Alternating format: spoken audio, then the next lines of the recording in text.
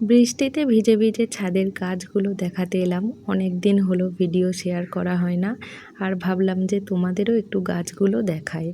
দেখো এখানে কি সুন্দর কুমড়ো গাছ হয়েছে, আর লেবু গাছগুলো একদম মরে মরে গিয়েছিল, তাই বাবা ডাল কেটে দিতে আবার নতুন নতুন ডাল বেরিয়েছে।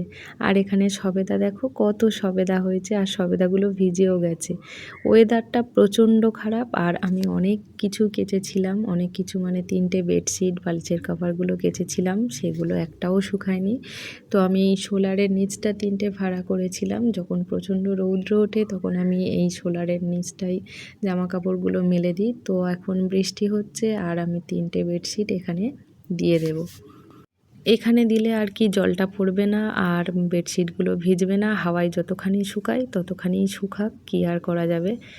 তো এখানে আমি বেডশিটগুলো মেলে দিচ্ছি, আর এইটা আমার এত ভারী বেডশিট না, এটা শুকাতে আমার 2-3 দিন সময় লেগে যাবে।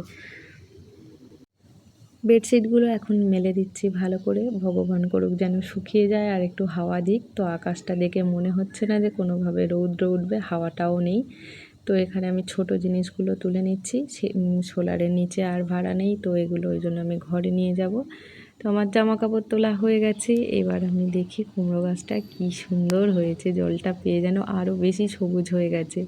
আর লেবু গাছের ডালগুলোও যেন কেমন একটু খারাপ খারাপ হয়ে গেছে, অনেক দিনের গাছ তো, বেঁচে থাকলেই ভালো।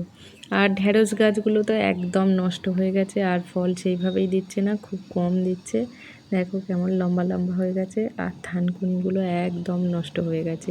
এই শীতকালে গরমকালে এরকম অবস্থা হয়, আর বর্ষাকাল পড়লে খুব ভালো হয়ে থাকে। এখানে আরও একটা লেবু গাছ ছিল, সেই লেবু গাছটার ডালও কাটা হয়েছিল। এইখানের ডালগুলো খুব ভালো আছে। আর এই লেবু গাছের লেবুটা এত ভালো খেতে না, মানে রসে ভর্তি। তারপর চলো একটু ক্যাপসিকাম গাছটা দেখাই। দেখো ক্যাপসিকাম, সেগুলো তো খাওয়া হয়ে গেছে, আবার নতুন নতুন ক্যাপসিকাম কত ফুল হয়েছে, তাই না? দেখো কি সুন্দর দেখতে লাগছে।